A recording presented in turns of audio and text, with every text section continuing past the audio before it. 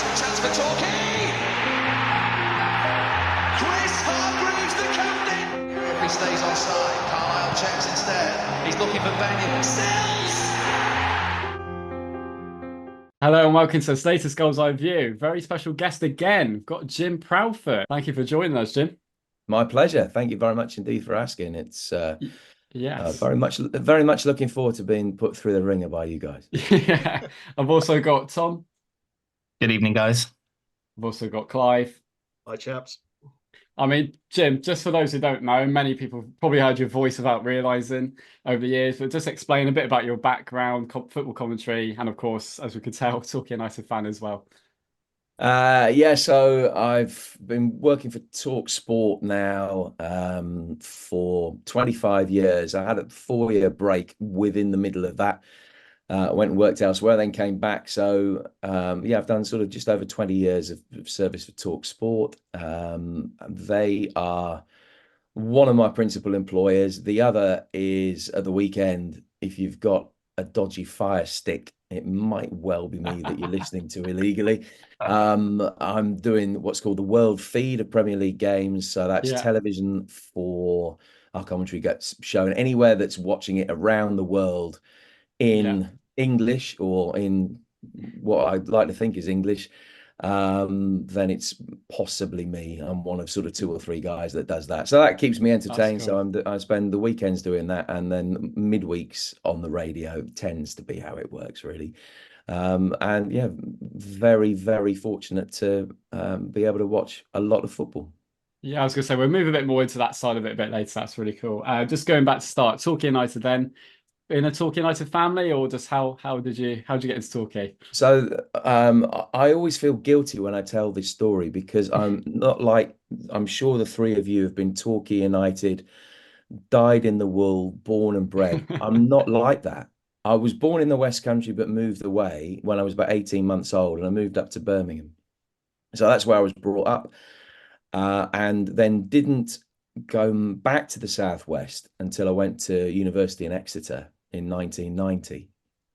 And it was only at that stage really that I ever watched Torquay, and probably another season, sort of the second half of that season, the 1991 season, which is a good season, obviously, that sort of really started my love affair with the Gull'S. So I was at Wembley for the playoff final in 91, and have been sort of Torquay through and through since then. And I can justify it now, the longevity, that I have actually supported the club for a quarter of its existence. But I haven't supported the club for 3/4 of my existence. So I'm getting there, still baby steps. And when it comes down to it, because of work, I haven't seen them play 40, 50 times a season for the vast majority of the time that I have supported the club. So I live and breathe it in a way, but I can't pretend I live and breathe it in the same way that you 3, or that, the guys that I see when I do go. You see the same familiar faces, obviously, and they're the proper passionate Torquay supporters. Don't get me wrong, Torquay is my club. Yeah. But I can't pretend that I am, the world's #1 Torquay United supporter. That would be ridiculous. They are who I support. They will be who I support forevermore.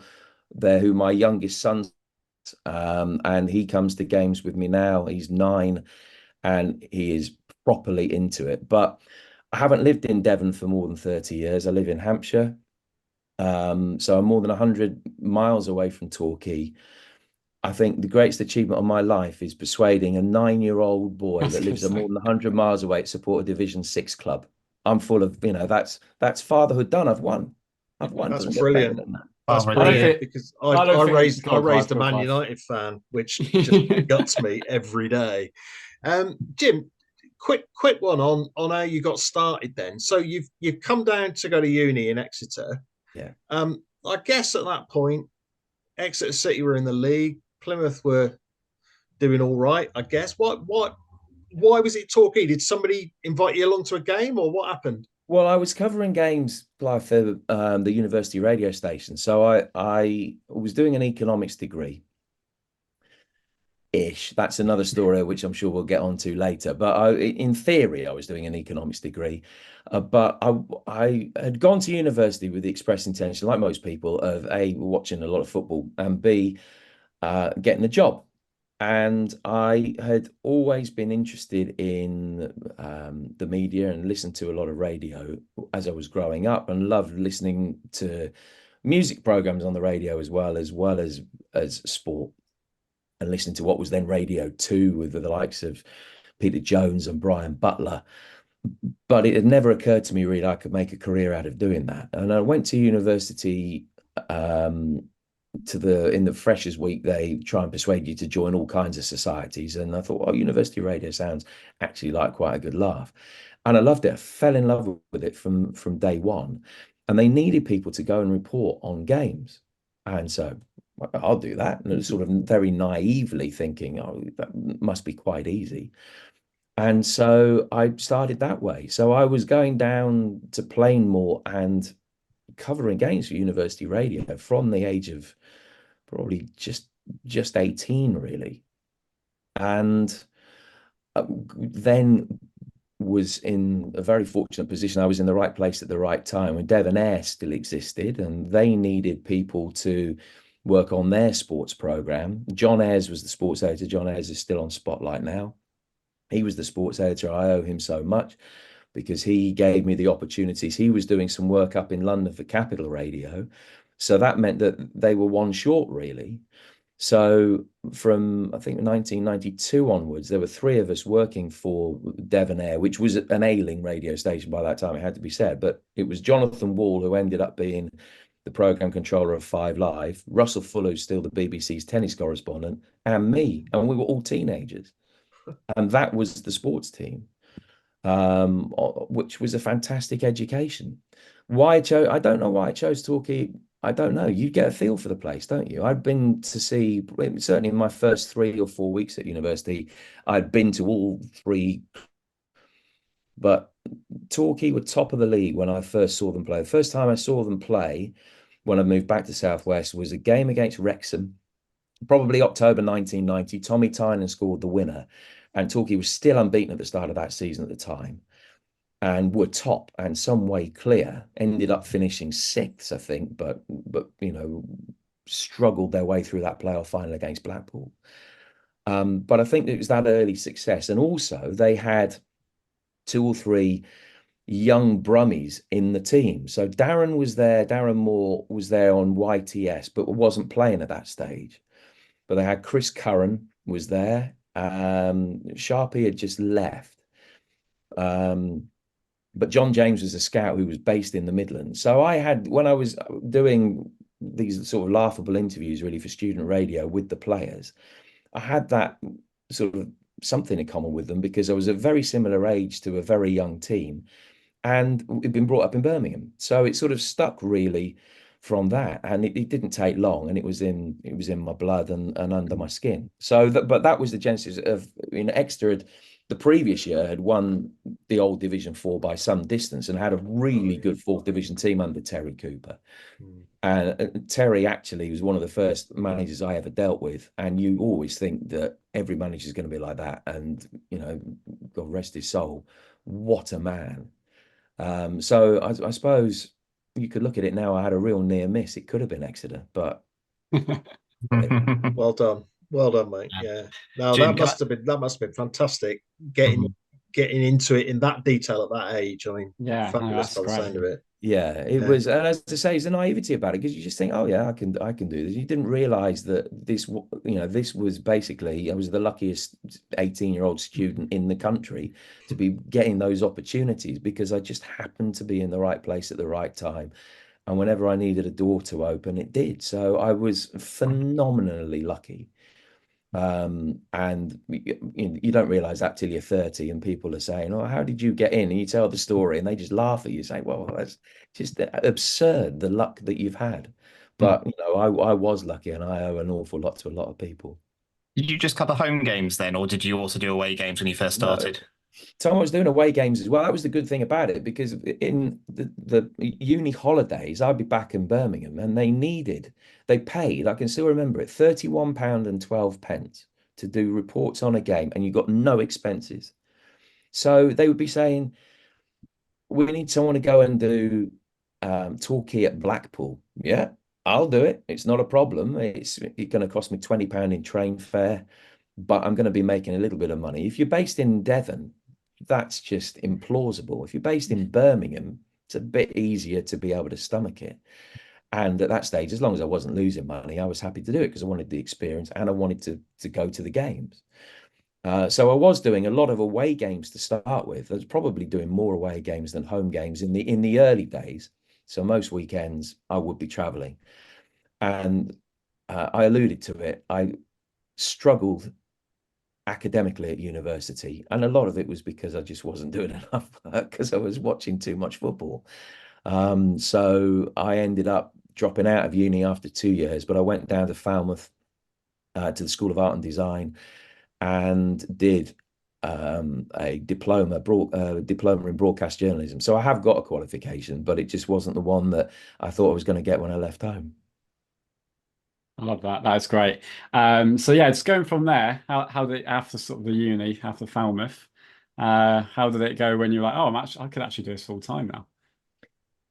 Well, again, a big bit of luck, although it didn't feel like it at the time. So I was working at one stage after I left Falmouth. I was doing club call. Mhm. 08, 9, 8, 12. Let's see if I can get this right. 12, 16, 41.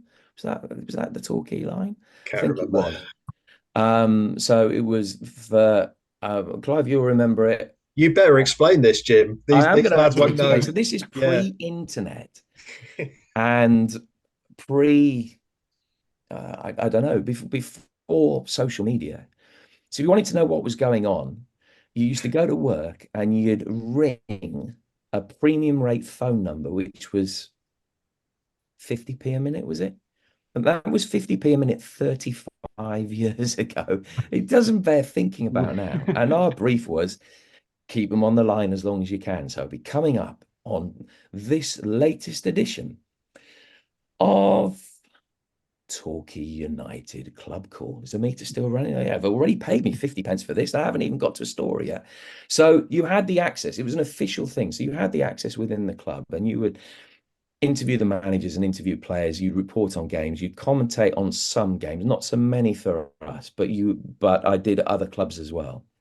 So I did that for 6 or 7 months. And on the eve of my 21st birthday, I got made redundant, which felt like a big kick in the teeth. But the good news was that Devon Air needed a broadcast journalist, and only 2 people applied for the job. They wanted someone who could do news and sport. And I knew the lady that applied for the job with me had been on my course at college.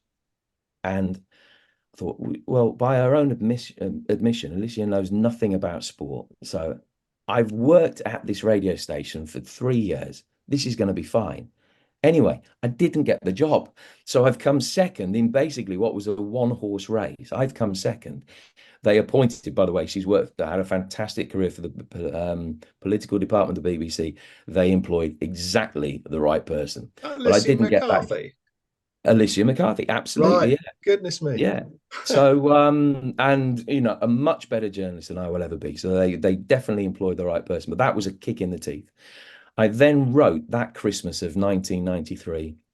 I wrote to every radio station in the country, basically hawking myself for work. And I got a letter back from a station called TFM in Middlesbrough, who needed, because they knew that the news editor was going, they needed to promote everybody in the department, and they needed someone to come in at the bottom who could do a little bit of football.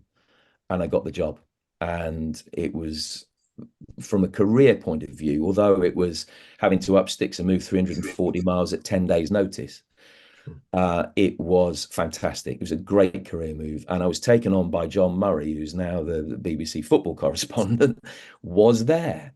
And the other football commentator that was there, he soon left. He went to the BBC. The other commentator was a guy called Mick Lowes, who's a legend in the Northeast. And Mick knew the guys at Capital Radio in London because he used to work there. And he found out that they needed somebody. And I think to get me out of his hair, he said, "Why don't you go for this job in London?" So I did, and I got that. And that was me then doing sport full time. So I'd done news and sport up in the Northeast. And I was commuting back for Torquay home games at that stage, pretending that I was going back to see my then girlfriend. But she never realised that I only used to go back every fortnight, and it coincided with when we were playing at home. And I'd go to the other Saturdays. I'd be at Mansfield and Northampton and anywhere else that was relatively close to Middlesbrough. I'd be going there. But then from 1994, I was full time in sport at Capital Radio in London, working for Jonathan Pearce, and it was that was a fantastic education. But when I say that I had loads of pieces of luck at the start of my career, I'm not being disingenuous about it. I genuinely had so much luck of just things falling my way. What was Jonathan Pearce like? Go on, Tom. Go on, Tom. I was going to ask, did you find it difficult, that transition from when you did go full time and you weren't able to go to all the Torquay games after that? Did you find it difficult to start with, or did you it was just one of those things you had to crack on with for your career? Well, Tom, I'd never been in a position that I was going home and away, because I was already working work round it. Now, my work was covering Torquay. So I was seeing a lot of Torquay games, but I was still doing some extra away games, the very occasional Argyle game as well. But I was never in a position that I was watching them home and away, week in, week out.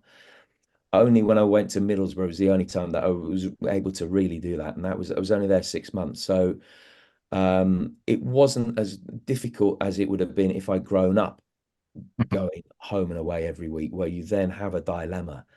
Well, Torquay United's my passion, and do I want to give that up for a job at the weekend and a career that is weekend based?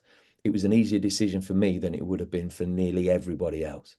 So I never found that a particular hardship. I was very ambitious as well at the time, and I was still getting paid for watching football, but I was getting paid for watching Premier League football, and I was watching Arsenal and Spurs and Chelsea and West Ham and so on, whilst going to as many games as I could. But it wasn't very many, but I would come down to home games whenever I could, midweek home games.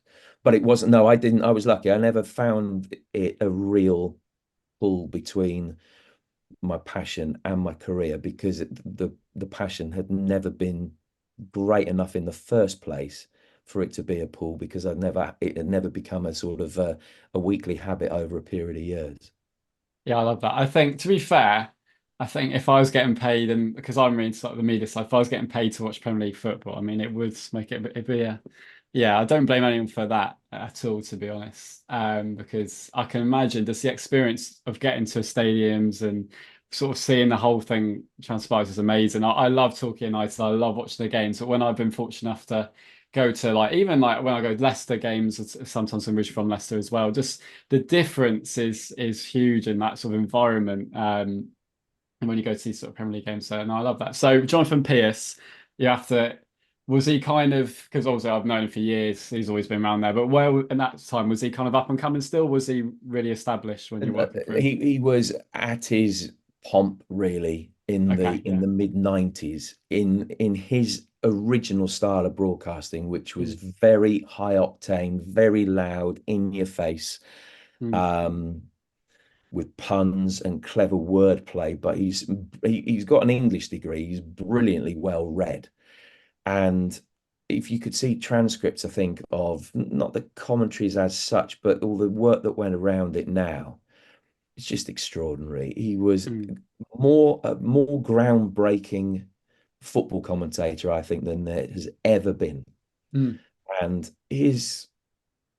I think his best days were on radio. He's worked on television for a long time, and I think he's a brilliant TV commentator, but he's a very different commentator on TV to radio. But I think that most London football fans of a certain age would regard him as a cult hero. He had 10 years also working as the voice of sport in London, enormously successful, extremely well respected by people in the game. So he had all the contacts going. He was, that's important. Just fantastic. I mean, he was, without him, I think that radio in this country would sound very different now. That's no exaggeration. Wow, that is impressive. Did he work with Bobby Moore for a bit on the radio? And they were really close friends. So by the time I got to London, Bobby had just died about sort of 4 or 5 months before that, and it affected JP a lot. But they were, from what everyone says, I never saw the pair of them in action together, but they were genuinely good friends. And Bobby had this, as the man that's lifted the World Cup, enormous soft spot for this, young high volume oik from Bristol who would, bellow his way through football. But Bobby knew that he understood the game Yeah. inside out. Jonathan's dad had worked at Bristol City as a coach.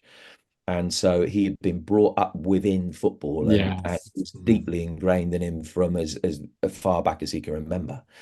And Bobby respected the fact that he read the game and understood it as well as anybody, and better than nearly everybody. So the two of them, I think, having heard them, I know they made a great double act on air, but I think they were a good double act off the pitch as well. But I never had the chance to experience that firsthand. That's great. So you went into, what year did you go into football commentary? Like to go from reporting. So my first ever game, yeah, my first ever commentary game was Exeter against Villa in an FA Cup tie in January 1994, which Villa won with Dean Saunders' goal. And that was the week before I moved up to the Northeast. So right, I wasn't going to be at Devon. They needed someone to do this game. I wasn't going to turn it down. It was a football commentary on the radio in the days when there weren't that many in the grand scheme of things. Now, I commentated for Club Call before that, so it wasn't that I was sort of feeling my way for the first time. Okay, yeah. But that was my first. So the first week of January 1994 was my first game as a commentator on the radio. In your first 2 years. Oh, go on, sorry, go on. Sorry, I was going to say, so then when I was in Middlesbrough, I did maybe one every 3 or 4 weeks for the rest of that season. Then when I came to London, I probably did 20 or 30 I was reporting and commentating on the Premier League, commentating on the Championship and England under 21s and stuff. So I was sort of commentating regularly from the 94-95 season onwards. So yeah, 30 years. Because we were doing our research, we actually did research, I know, professional, on sort of past interviews. That will never catch on, by the way. on past interviews you've done, and you kind of asked, I think, before about your style. Is it very much you kind of just went, I'm just going to do what I'm going to do, or did you look at other commentators? Because it's a thing we kind of take for granted a bit of football commentary, but actually, if anyone was actually trying to do a bit of commentary, to sort of do it really and be hard. Sort of, especially going from TV to radio as well, two quite different things, I'd imagine. Yeah, no, they are. So, I mean, listen, the house style at Capital was very much that you were acolytes of Jonathan Pearce, and that was the house style. Now, no one could do it anything like as well as he could do it. Yeah. So you kind of, we were all different. Probably of all the people that worked for him, I was the one that was most like him in style, I guess. You had Steve Wilson was there at the same time, and Steve was maybe a couple of steps back. Well, still animated, was a couple of steps back from Piercy and from me. The advice I would always give to any commentator when they ask, any young commentator, is have a think, listen to the people that you like. Yeah. And the people that you don't like, and work out what it is that you like about and what you don't like, and take that on board. But don't ever try and be a carbon copy of anyone else, because if you're going to try and be the next Peter Drury, you're just going to be an inferior Peter Drury. Yeah. So don't try. Be the best version of yourself, but think what it is you like about Peter's commentary, and bring that into your own style. But don't try and be anybody else. That was something I certainly was guilty of in the early years, and you learn from experience. I was, my style certainly early on, even in my early days not just even, certainly in my early days in TalkSport, I was very over the top. I find it difficult to listen back to anything of that era. I'm not ashamed of it, but I just don't think it's particularly good. I mean, it was of its time. Was that style of commentary was in vogue then. It isn't now. I don't think it ever necessarily will be again, but it was more sort of in vogue then, and that was the style I had. But it's very different now. If you couldn't listen to a game that I did 25 years ago and a game I've done last week and not be able to tell which is which. Not least because my voice is about 2 octaves, 7,000 goals in. My voice has taken a bit of a battering and is now much lower than it ever was back in the 1990s. But you'd never listen to a game that I did then and a game I did now and not know which was which. Can I ask you, Jim, do you mind a couple of questions about sort of technique, as it were? No, not at all. You joked a bit earlier about research. To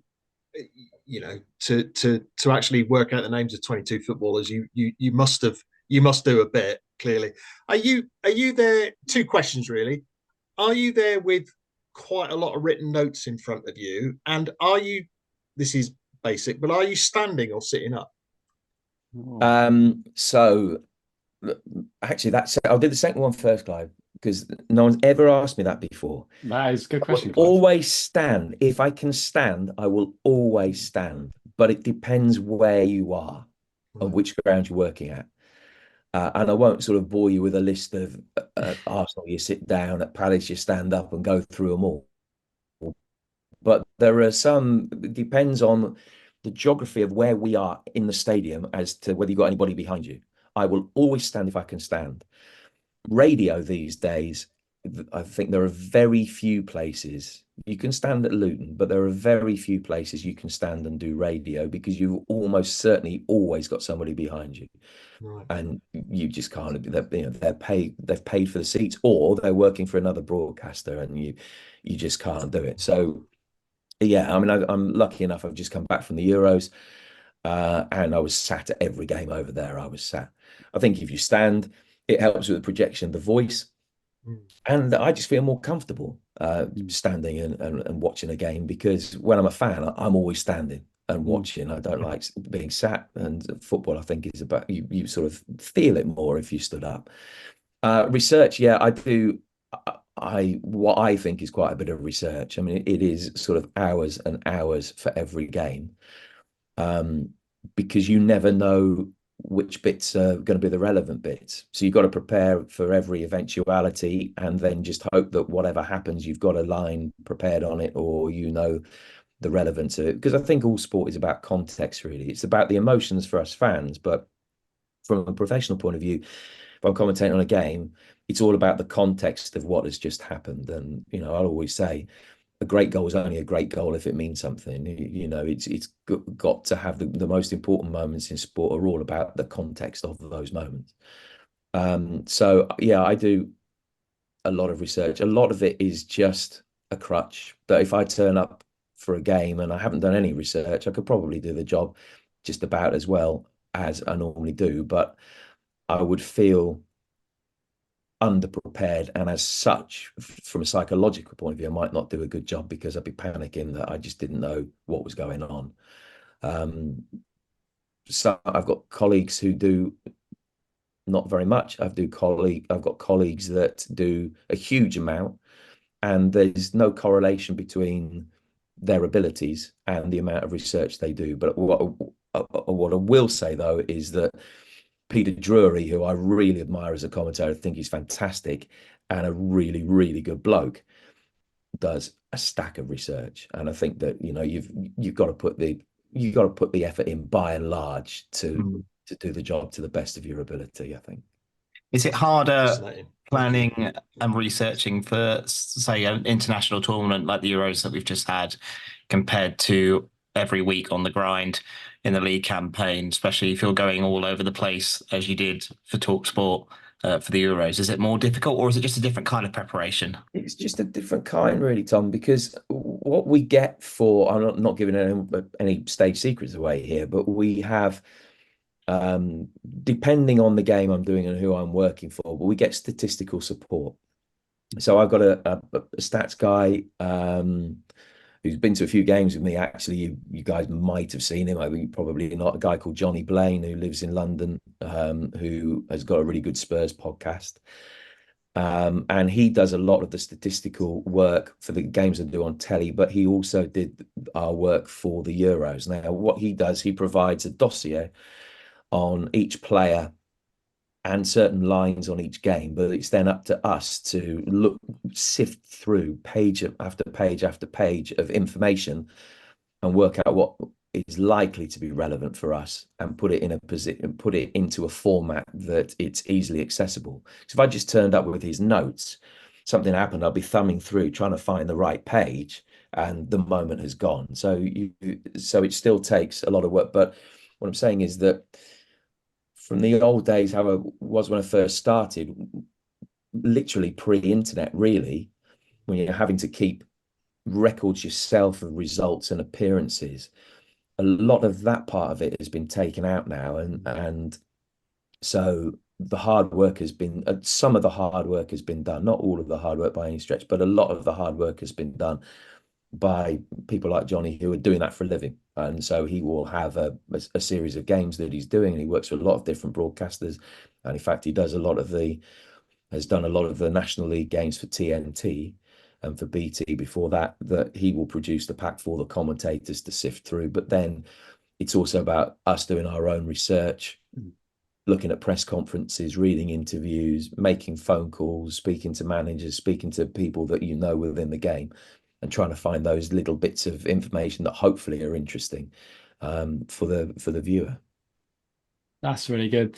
I mean, going through it, what do you reckon going from like the 90s to now? What's been the biggest changes, or like can be positive and negative either way? Just what has changed for you as a commentator, or apart from the stats, of course, but how is it like how people take media with them, like radio and TV and all that? Because there's so much more now of social media and that. I'm sure go into that as well, but things have changed.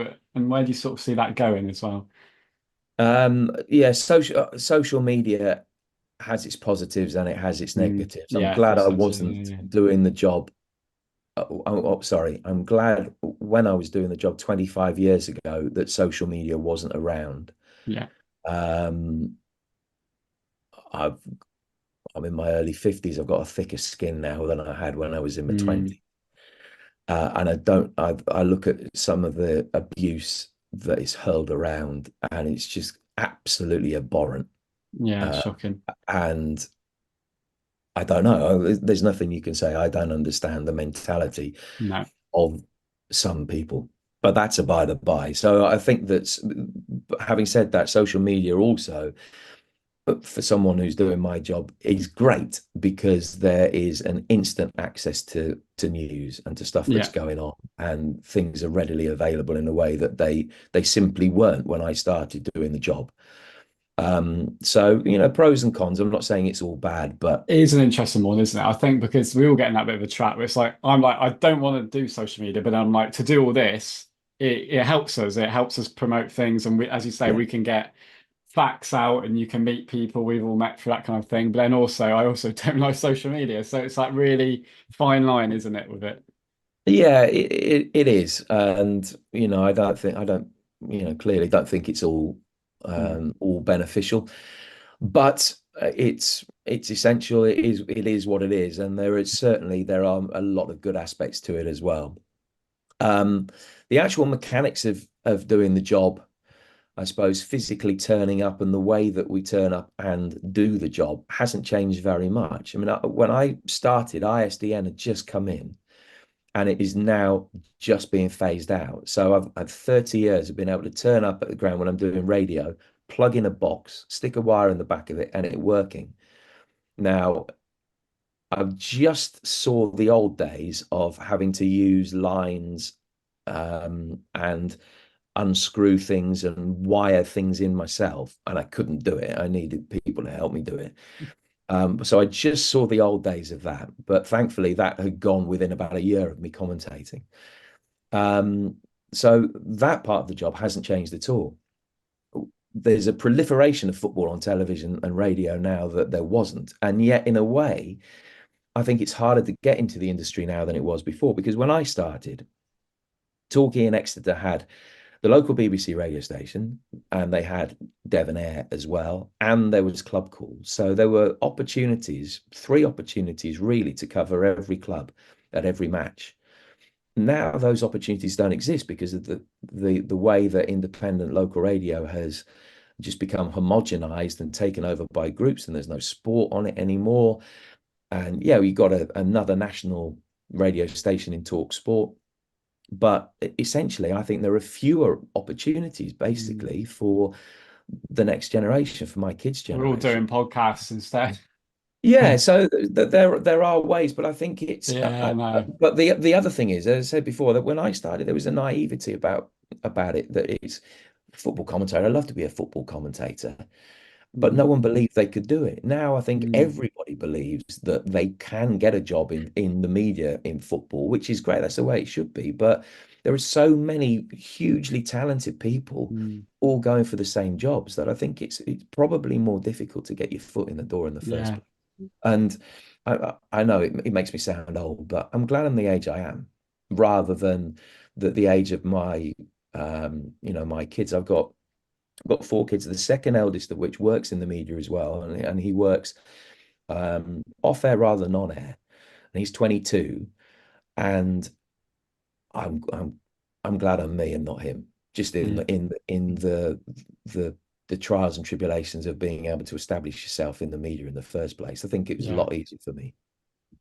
That's really interesting. That is really interesting. We just one thing before we forget actually as well, because we're going through all the channels you work for. So you've got Sky, Satanta Sports, because to us as Torquay fans, we have Santanta's very highly in a nostalgic way more than anything, because we were on it a lot.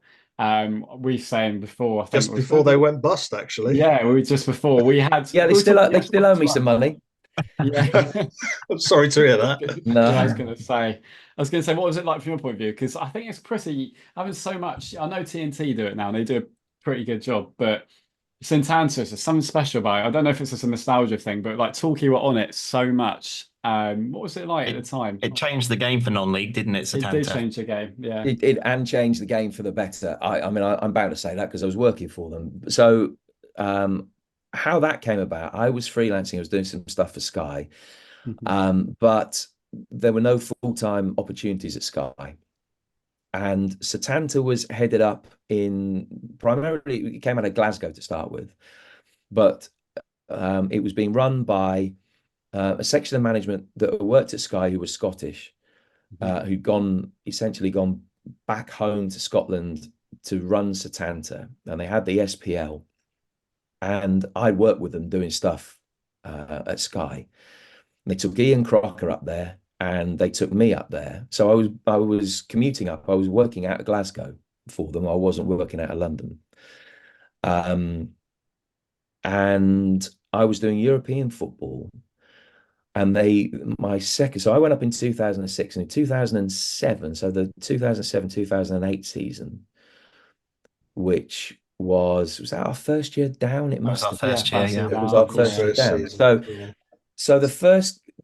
So they brought Steve Bauer in, and Steve Bauer and Rebecca Lowe were going to be doing the non-league, and they were selling it on the basis that it was football coverage like you've never seen, because they would get great access. So they went to the National League, or the Blue Square as it was then, and said, we'll give you this money, but this is what we want in return. We're going to move the games all over the place, and we're going to piss your fans off.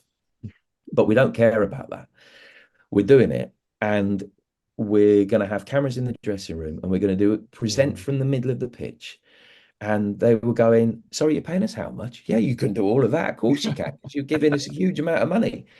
And so it was born. The problem was then, just before it was launched, Steve was ill and needed some time off. So the first game that we ever played in non-league we were at home to Grays, and I did it. And it was a shocker. It would still be 0-0. And I commentated on the game, which I found really tough, because obviously I'd like to think that I could watch it back and I wasn't horrendously biased, but I was really conscious that I could be, because I've never made any secret about who I support. And so I was having to play things pretty much right down, not just down the middle, but any element of doubt, I was having to sort of be pro Grays, really. And I had Paul Parker with me, who was a great guy. And I did, I don't know, 6 weeks, 8 weeks worth to start just to get them going really while Steve was off sick and he came back to work, took it over. Much more natural guy in front of the camera than I was, and then it became what it became. But it's funny, a few people have said to me, oh, I love your commentary on Silsey's goal at Wembley. And I said, yeah, thanks very much. You know, it wasn't me. It was Steve. It wasn't me. I was there in the capacity that day of being a substitute because he was about to become a father like that weekend and he didn't know whether he could do the game. So they paid me to go to the game. Well, I would have gone anyway, but I was sat there in a posh seat, which I'd rather have been with you guys, but I was sat in a posh seat because at any moment it could be, we need to get you on the gantry because he's had the call to go back up to Chester because his wife's about to give birth. So that was really strange. But the famous bit of commentary, and loads of people say, I love your commentary. Genuinely, I don't understand it because it was Steve, it wasn't me. It was like he's Steve Bowe's name. I was thinking with commentary. Don't matter what it is. Yeah, no, it just shows actually from a commentary point of view just how you think we all watch these games that you commentate and we go, oh yeah, you don't even think about it, but actually there's so many moments of commentary over the years that just etched into football now.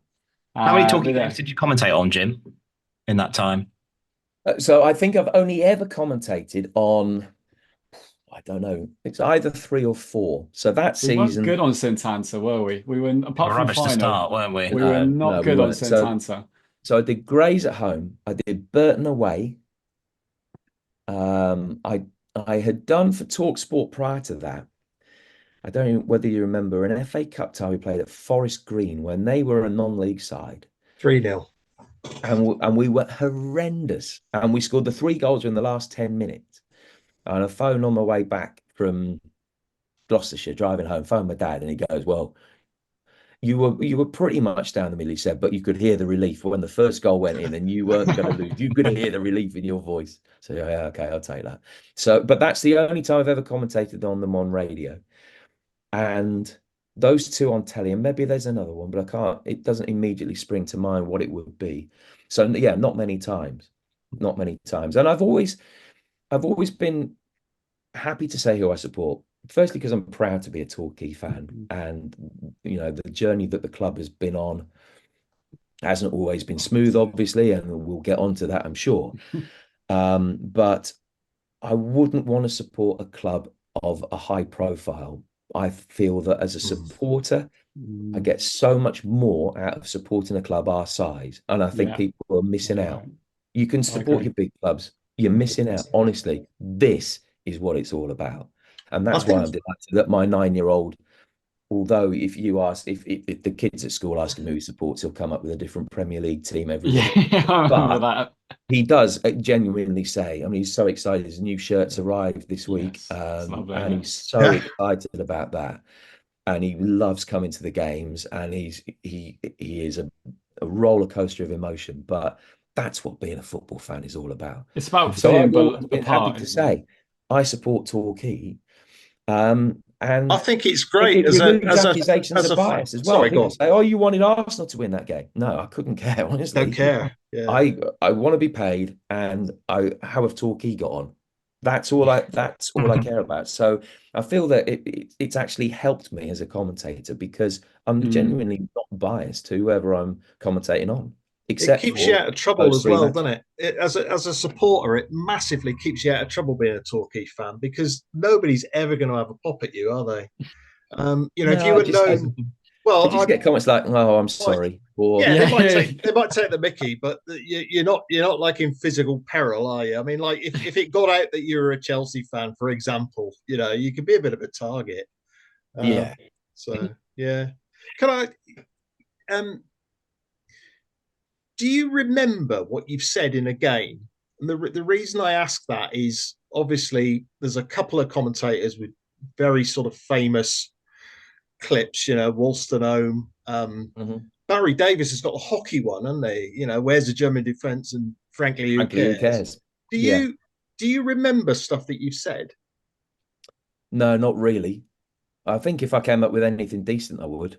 But no, I genuinely no, I don't really. The goal that people speak to me most about was Stuart Storer's goal for Brighton, the last ever goal at the Goldstone ground. I commentated on that and got quite excited. It was 1997. That's what I was doing. And Brighton fans, some Brighton fans will still say, "Oh, it's loved your commentary on that goal." And that was a fourth division game. In fact, Darren Moore got sent off in that game for fighting. Not the only time I ever saw him get sent off for fighting, unfortunately. Having been at Preston for that playoff semi-final a few Never years touched before it that. either. No, he didn't. But that is the goal that I think I've commentated on, that probably my bit of commentary means something to people.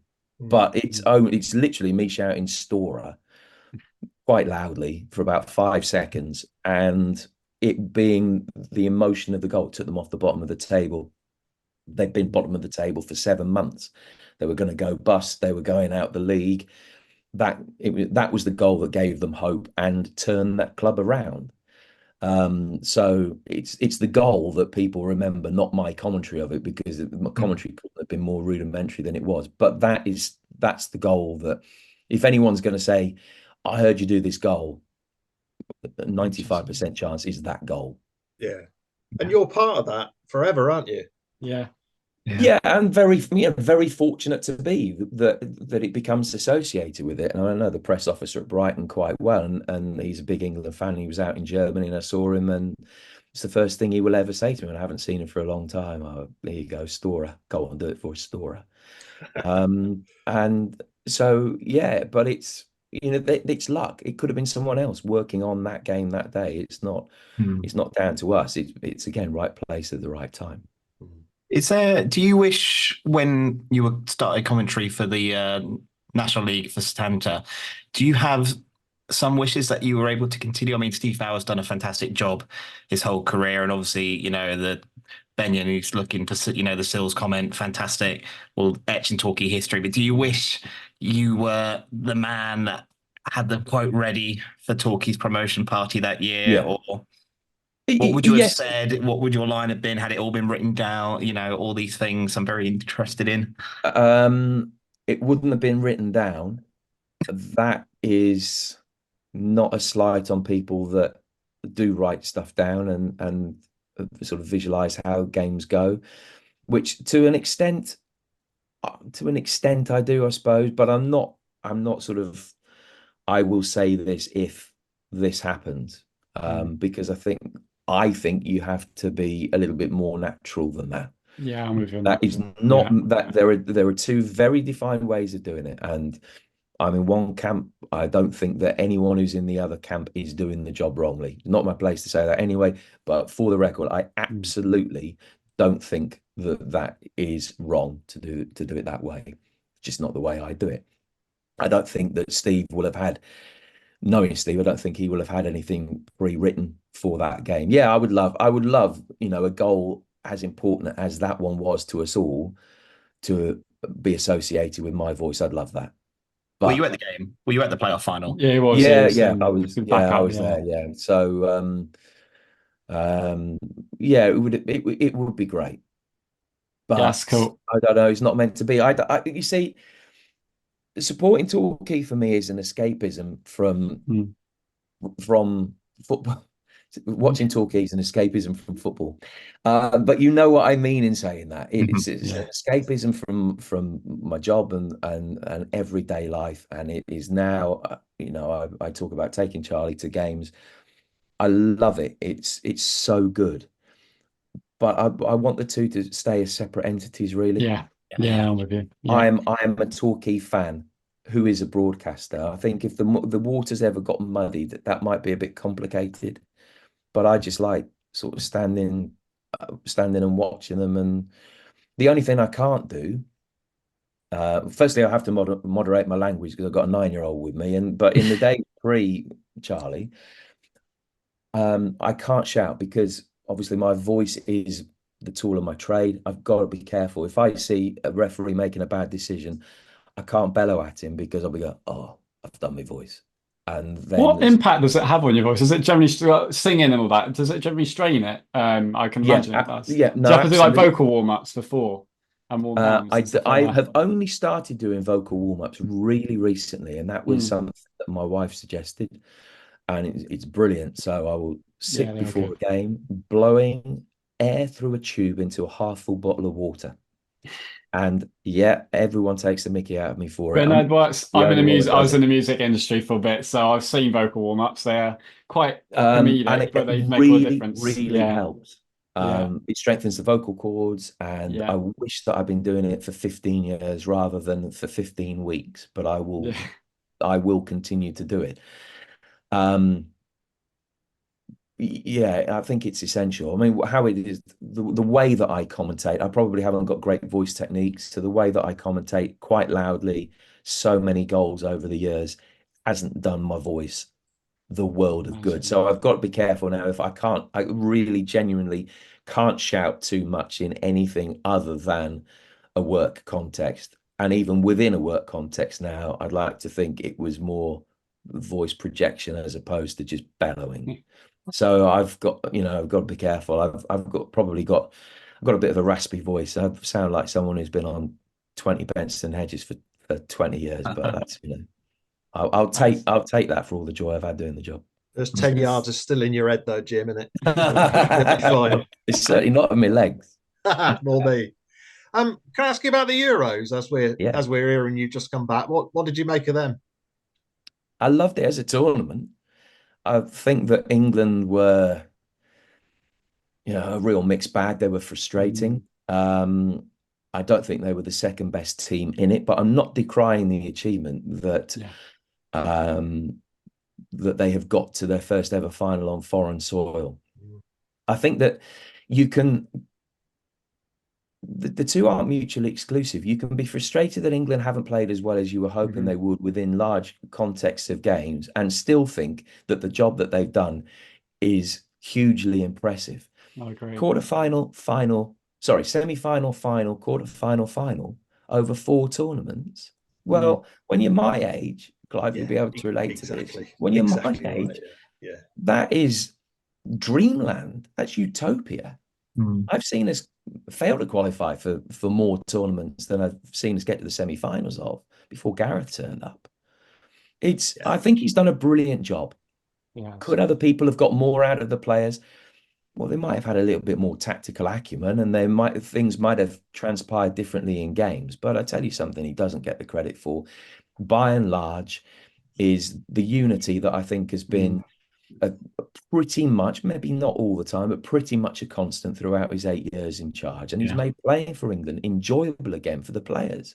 You can't overestimate how much some England players hated turning up for training. We hear from podcasts and stories now, don't we? Time. Yeah.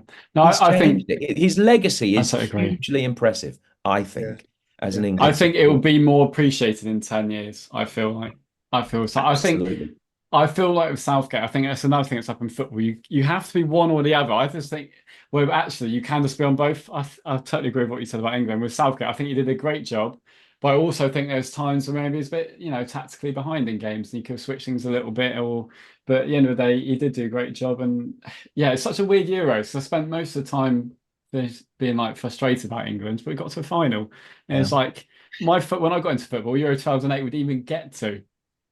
And it's like, and we're a bit frustrated. Oh, say that again. And we got to. You got into football. It was Euro 2008. I know. I was a bit of a late bloomer, 2007 or 8. Euro 2008. That was my first proper It's one. frightening, isn't it? It's just children, honestly. Yeah, no, to be fair, yeah. But we didn't even get to that one. So, and we look at the team we had back then. So, and they were great with all the golden generation. But yeah, it is an interesting one, isn't it? I mean, what this tournament was, Sam, I think was a tournament of moments. Yes. So you had the Jude Bellingham overhead kick was just an extraordinary moment. But Ollie's goal was just, that is, without a shadow of a doubt, one of my favourite ever moments and will always will be. To have been able to commentate on that goal was an immense privilege. and it meant more. Bearing in mind, I've never lived in Torquay. It meant so much to me that it was someone from a part of the world that is very special to me scoring that goal, even though he never played for us and I've never lived there. It was just a moment that He just should have done if we had an academy. somehow Yeah. had that just extra special, just meant more to me on a personal basis. I don't know Ollie, never met him. And there's no reason why it should be special. But it was. The fact it was him just made it better for me. Everyone was like playing to him, wasn't he? After that, he's played against us, or he's played there and everywhere. No, I think take the Devon out of it. Just someone who's come through the lower leagues as well. You know, we'll move into the sort of what's happened last few months to Torquay, but a big part of when it was happening, we were all going, or any football club is threatened. You know, Woking today now is that so many of these players come through. The lower leagues are so important to the English game still. I mean, Jared Bowen's another example, isn't he? But yeah, it's just it was amazing moments. Yeah, I think it's frustrating, and I'm gutted, and I felt like we could have maybe gone for a bit more against Spain, but at the end of the day, we got to a final. You know, let's see what the future holds. They're a good team as well, Spain. Spain are a very, very good team. I don't think people should get hung up on the fact that we haven't won it. I mean, I love football statistics, as you know, anybody that knows me or listens to my commentaries will know. And I don't subscribe to the FIFA rankings. I think they're a waste of time. Yeah, but there are ELO ratings, which I think are pretty accurate. And England were, at the start of the tournament, they were 8th, which I think made them either the 5th or the 6th highest ranked European nation. So when you're the 5th or the 6th highest ranked European nation, that means that you're going to get beaten in the quarterfinals, or if you're lucky with the draw, you might lose a semi-final. Oh, England lost the final. There's no shame in being beaten by a side that's better than you. Spain is a better side than England. It reminded me a bit of 2018. What if we had beat Croatia, it would have been the same thing. I feel like Croatia, when we were at the 2018, we would have probably been beaten by France anyway. It was a bit like that. We beat Holland, the team, you know, it's 50-50. It was a bit like that, wasn't it?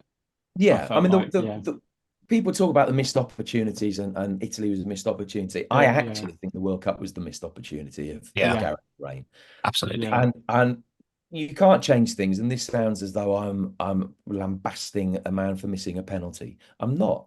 Things happen. But I do believe that if Harry scores that penalty, England win that World Cup. I genuinely believe that. We were I think that they would have had enough to beat Argentina in the final. Certainly beaten France. They almost certainly would have beaten Morocco. It would be difficult to make a case for Morocco in that game if you're in neutral. I genuinely believe that England would have beaten Argentina in the final, or had a puncher's chance of beating Argentina. So for me, actually, that was the one that got away. I'll move on that because we're a lot more balanced. I felt in the last few tournaments. I think the balance wasn't quite there for quite a bit of it. I felt this year. Just before we move on to things a bit closer to home, obviously your first, a quick Wikipedia search, I believe your first competition internationally that you commentated on was the 2002 World Cup, and obviously you've been commentating ever since. Do you have a favourite tournament in mind? Well, you need to sack Mr. Wikipedia, because that's actually wrong. The first one, there we go. The first one I covered was Euro 96, but I wasn't commentating, I was just reporting. But I did commentate at France 98. Okay. So I'll have to update that under a pseudonym. But yeah, so France 98 was the first one. I then did Euro 2000 for TalkSport, who were unofficial broadcasters, and I could write a book about that month on its own, because it was the most surreal chapter of my broadcasting life. 2002, the World Cup in 2002, again, we were unofficial broadcasters, so I didn't go to that one in Japan and Korea, because we hadn't got the rights. They weren't allowing us in the ground, so we did it all from London. And then from Euro 2004, I've done England at tournaments all the way. Every tournament they've qualified for, I've done them. So my favourite, I don't know. The last two World Cups have both been very different. And clearly there are elements to I could see where all the reservations were, of course, about Qatar 2022, and agreed with them all. You can only speak as you find, and as a heterosexual male, it was much easier for me to enjoy that tournament than it would have been under other circumstances. I completely get that. But I love the football and everything being in such close proximity, and it being a midwinter tournament. I like that. And that is not me. Please don't think that by saying that I enjoyed a World Cup in Qatar, I'm in any way trying to belittle the reservations that anybody has had about that World Cup being in Qatar, because I'm not. I'm not trying to sweep. The football was good though. The football was good. I'm talking about the football. It was refreshing as well, wasn't it? It was. I really enjoyed the time of year over here, because it's cold. There's nothing else to do. It's dark outside. It's actually it's heresy to say it, but it's a really good time to have a tournament, I think. I don't think every World Cup should be at that time of year, but having 1 in 3, I mean, it's going to end up being 1 in 3 World Cups is going to be that time of year, I think. And well, they're going to go to Saudi at some point, aren't they? So. 2034, and it suits England as a nation to have a tournament that's 16 games into a season and not 38 early in the season, because the players will be fresher and they're in theory on top of their game. I know other European nations can say the same thing, but I think that the workload on the established players for England and for other countries is such that they look shot to bits, and we've just seen that. I love this Euros, but it wasn't a magnificent quality. I'm glad you said that, because that looked tired.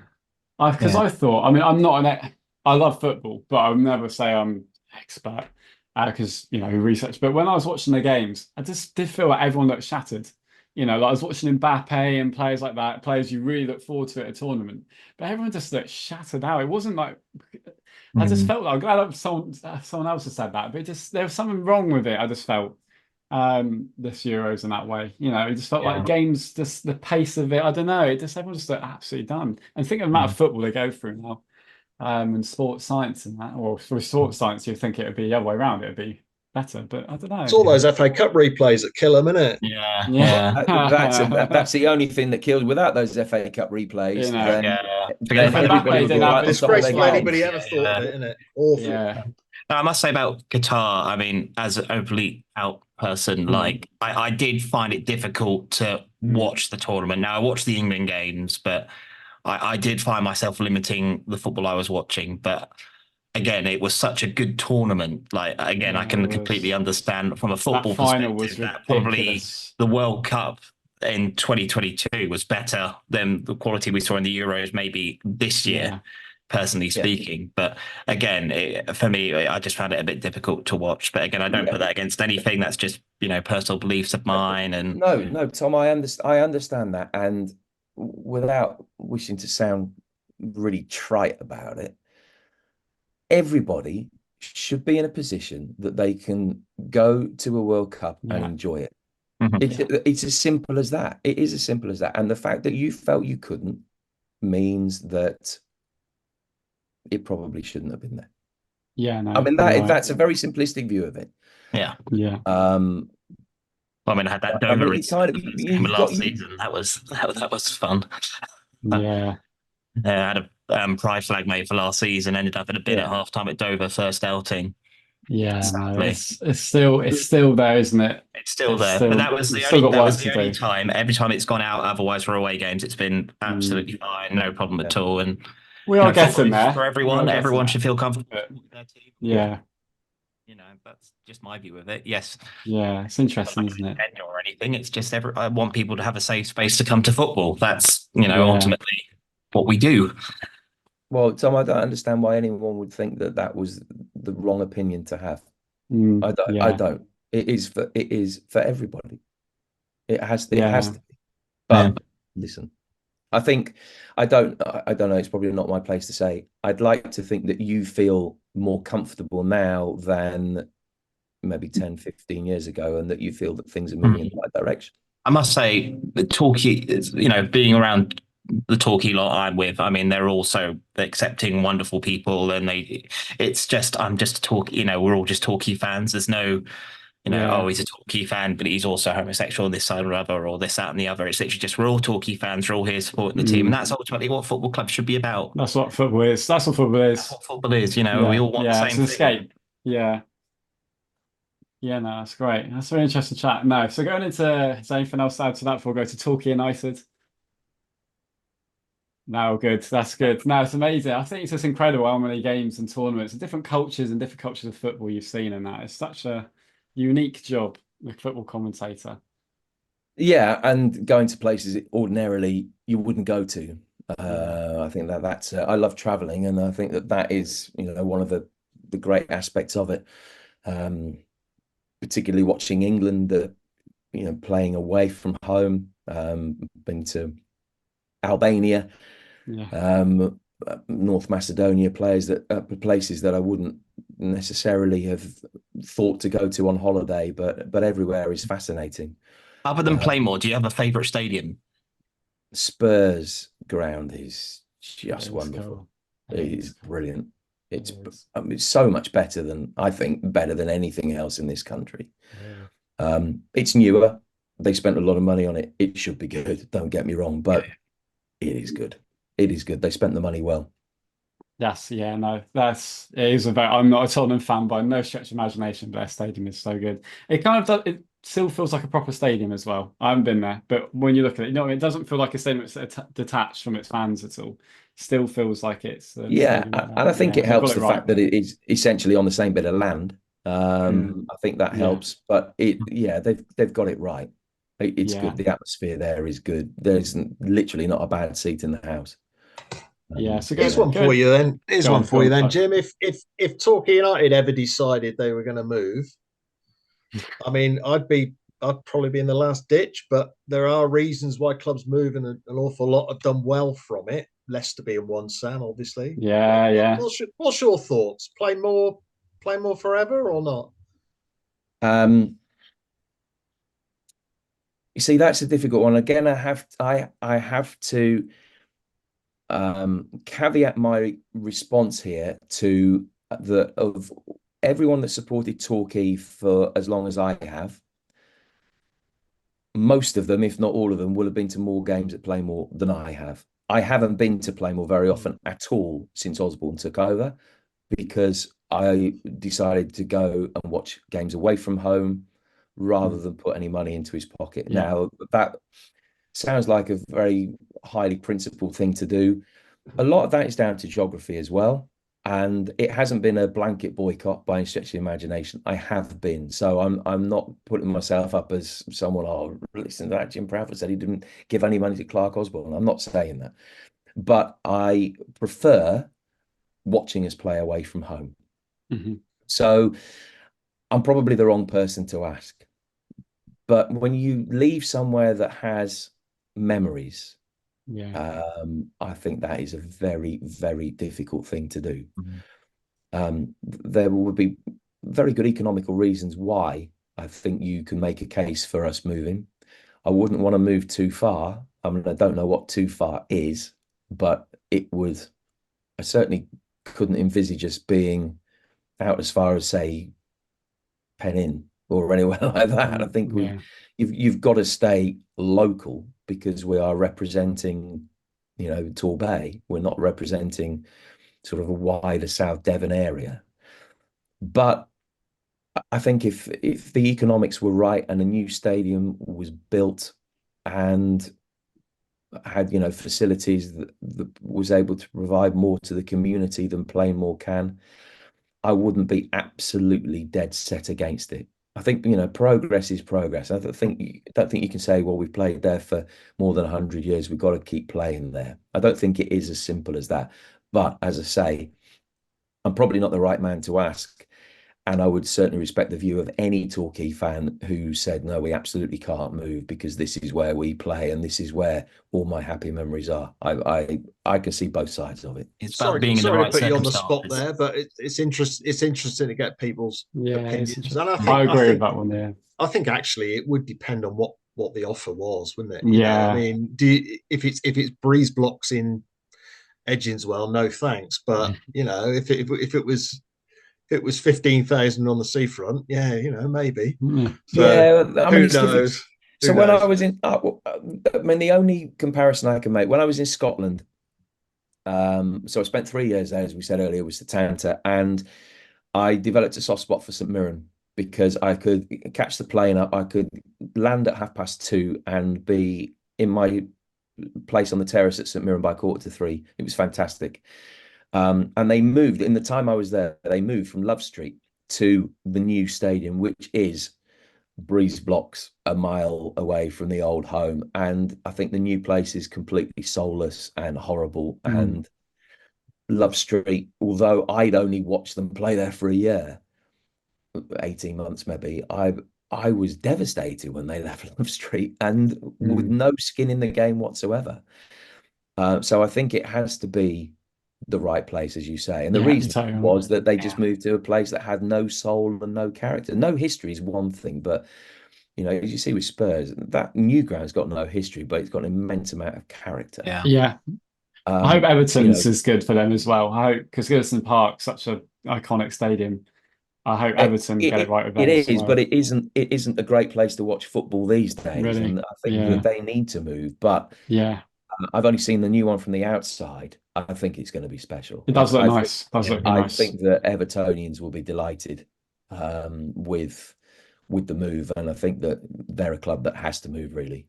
But I don't think we're not a club that has to move by any stretch of the imagination. Yeah, as a chairman said on the podcast this week, it'd only be then if we're in League One, if we're lucky enough to get that, and we need to go higher than what we've got, that's the only time you think, well, we might outgrow things. But that would be a nice problem to have, I think. Oh, I'd settle for that. I'd settle for League One football again.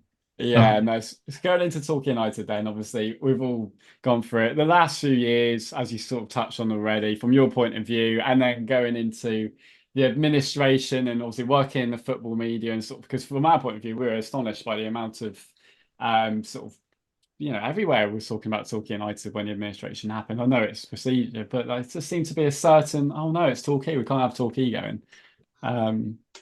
Yeah, and I think that is because historically, certainly for people of my age, we are a football league club. Yeah. By profile. We don't deserve to be. We are where we are on merit. So I'm not pretending we should be in League Two because we shouldn't be. But historically, we're a football league club in the same way as a Bury or a Rochdale or somebody like that. And so I think that the wider football community, to lose kind of one of their own, if you like, I think, or potentially lose one of their own, it means a lot more than when Rushden Diamonds went bust or somebody like that who didn't have that heritage that we have had. So yeah, it was good that we were at the forefront of everybody's mind. And I'm ecstatic at the way that it has turned out. I, like all of us, feared that the end was nigh and that we would be playing Western League football. And I could have coped with that. I lived not far from Salisbury. Salisbury had effectively the same fall from grace. They went from the National League South, they went bust. They started again in the Wessex League, which is equivalent here of the Western League. And started as a Phoenix club, and I'll go and watch them a little bit, and that was quite an exciting ride going up through the divisions. You're picking off the best of the local players, and you're re-establishing the. There would have been some sort of future. There would have been some sort of future. Yeah, the club might have died in name, but with our fan base, died in spirit. And the Phoenix club, that would have been an exciting ride. It would have been. Wrong, though. I'm delighted we don't have to go through it. Yeah, look at Macclesfield and Bury, both lost playoffs this season. Yeah. Yeah, and it's just, it's the same adventure, the same journey, but you're going to different places. Yeah, it's the same people who would be, all of us would be watching watching the team. So the community spirit would still be there, but you're supporting a different entity. I'm really, really pleased that it didn't happen. I'm not trying to sort of belittle the achievements of everybody in the Brink Consortium, because I like everybody, am ecstatic at how things have transpired. Amazing. But I got my head around the fact that if we were going to be a Phoenix club, okay, well, let's go with the ride and see where it takes us. Yeah. The trouble with that actually was that they missed the deadline. Now, I know there's always ways of getting around things, but they missed the deadline to get stuff in place to play as a new club next season. So we've had a year without it, wouldn't we? Theoretically, theoretically, at least, it was get out of administration or there's nothing there. Nothing for a year. They did have to move really quickly, I think. So, as you say, absolutely fair play. I always had a feeling in the back of my mind, I don't know why, that it would be okay. I don't know why. Maybe I was just telling myself that so I could sleep better. But I don't know. I just always felt something. But I did not think for a minute it'd be anything like this. I know we haven't kicked a ball yet, but just to have everything just back and Torquay United being Torquay United again, being the club that we are and the community we are and people respecting that. It's just lovely. It's just lovely. And I think we're going to be right. I think it's going to be a slow burner this season. If someone that said to me, how do you reckon it will go? Because we'll get a brand new squad, brand new culture. But we'll be a solid team. Like I won't be going away from games going, or any of us going, cool, I haven't tried in that game. No, I think that, I don't know, I'm picking a number out of thin air. 6, 7, 8, somewhere. Yeah, I think we'd get like into the playoffs. Yeah. I would be delighted. If that happens this year, that means we're going to probably win more games than we lose. We're going to have some moments. We might have an exciting end of season, and I think that that's as good as we could realistically hope for from the situation that we were in, 6 months ago. I think that would be tremendous. But as I said, I don't live locally, so all my experience with the new regime has been from a distance. But how refreshing is it to have a club shop that you can go online and you can order stuff and it turns up like the next day? This is like we're almost in the 21st century here. Oh no, that's brilliant. None of it's rocket science, is it? But they have made a massive difference, and it shows up the previous regime, doesn't it? Honestly, let's not go down that. No, but it's just without passing any comment on the previous regime. We're now at a club where I feel that the owners respect the supporters and respect the opinions of the supporters and want to run the business in the right way. And we've got our club back. We're all pulling in the same direction. I was at Bath, so whenever that was at the penultimate weekend last season. Yeah, through work, I know Charlie Baker a little bit. Yeah. And so my son Charlie has met Charlie a few times, and when we were 1-0 down and we were never going to score in the final 15 minutes, Charlie came up to my Charlie and said, "You realise this is as bad as it's ever going to get. This is it. You are here witnessing the low point in our history." Yeah, you're right. Yeah. And I said to him, Chaz, I appreciate the sentiments. I said, you don't believe that. And he said, no, do you know what? I kind of do. And me, if he hadn't been proved absolutely correct, because obviously we won the games from then on in to stay up, and then everything has snowballed off the pitch.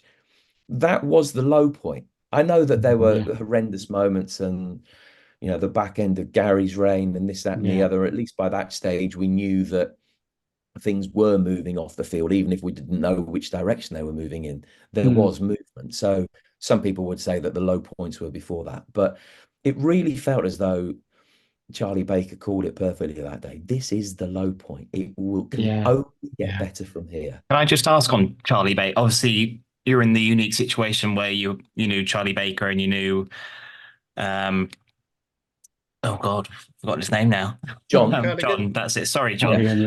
On the ice, guys. How did it feel having that unity together? I mean, obviously, when the news broke, and there was, I think Charlie mentioned something about Torquay United that day, and you had all that support group, and then obviously Sam went all across media for Oh, I Talkie don't know. You say you had luck. Mate, I was on BBC Five Live in Did it? between war and Oh, you COVID should have said, inquiries. Sam. I know. mentioned that You said before, you had mate. luck. But But I was mean, there's lucky always that been day. that uniqueness with Torquay United that we're so well represented in footballing circles. Obviously, you got Helen Chamberlain as well, who's been on Soccer AM and getting our name out there. But in terms of when the news came out about administration, was it good to kind of have that support group there, if that makes sense?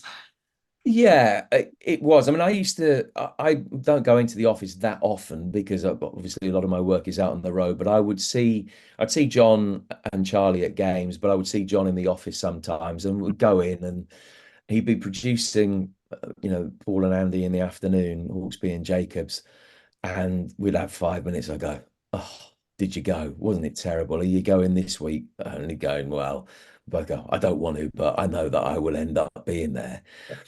So that support group had been sort of there for a while, but yeah, we were sending each other messages. I can't pretend I know either of them very well. Obviously, I'm on first name terms with them and speak to them whenever I see them.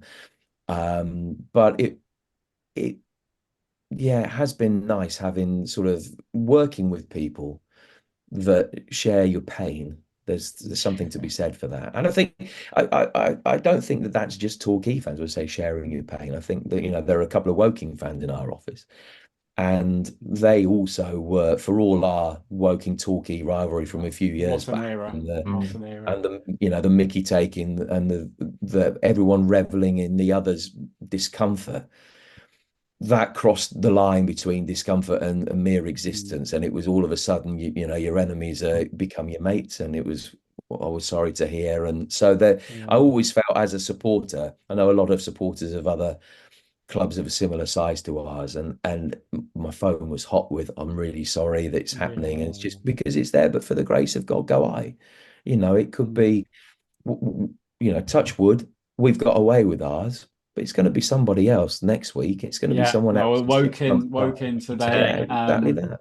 It's just shocking that things have got. It won't, but things have to change. Things have to change. And Southend, hopefully. I mean, I read a different story every day with them, but I mean, hopefully they get towards it. But Just puts into perspective how fortunate we've been. Wow, yeah. When you look at other clubs like Southend, Plymouth, they were in administration for a long time, and for us only to be 3 months in administration, we got rid of our old ownership as well. I always knew it was going to end like that, didn't you? It's like he's going to pull the plug and it'll be done.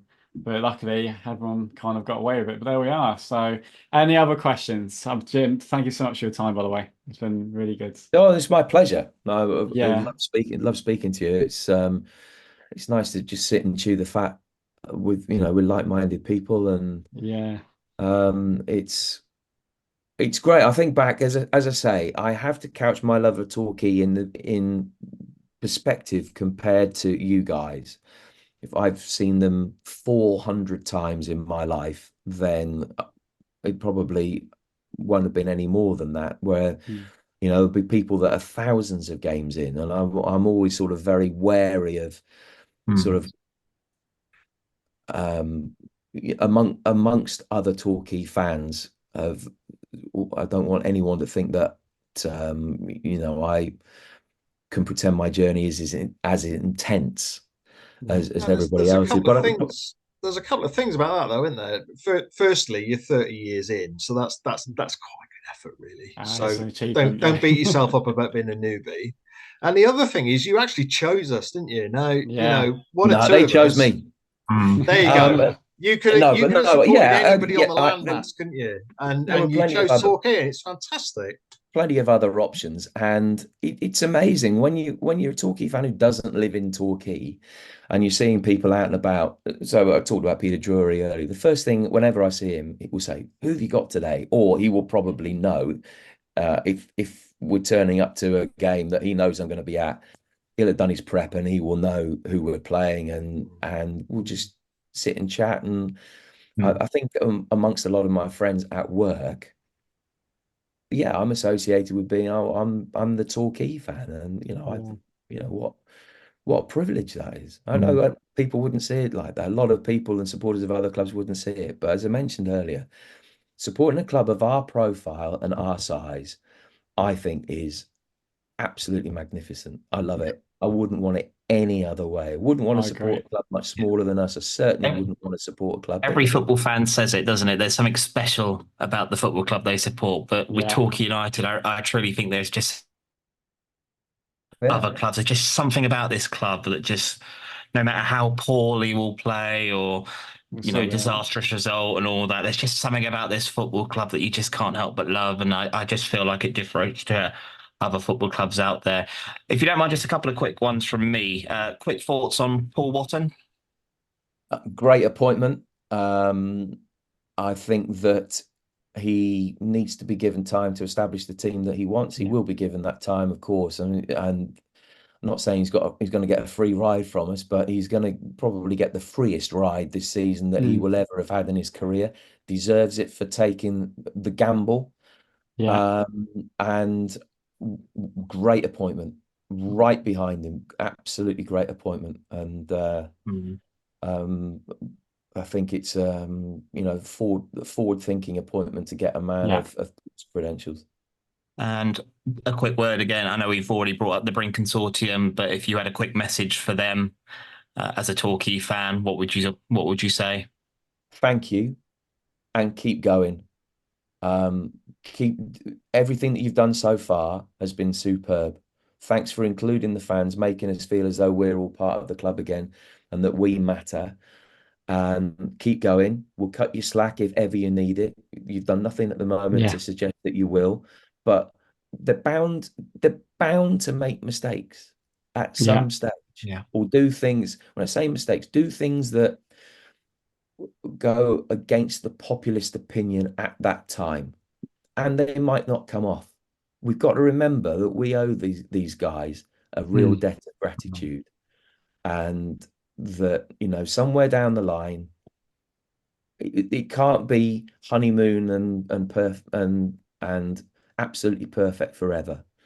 But we still will owe them, and they deserve, when that time comes, hopefully it will be years and years away, they deserve us to remember what they've done when that time comes. So I hope that I will cut them slack if ever the situation arises.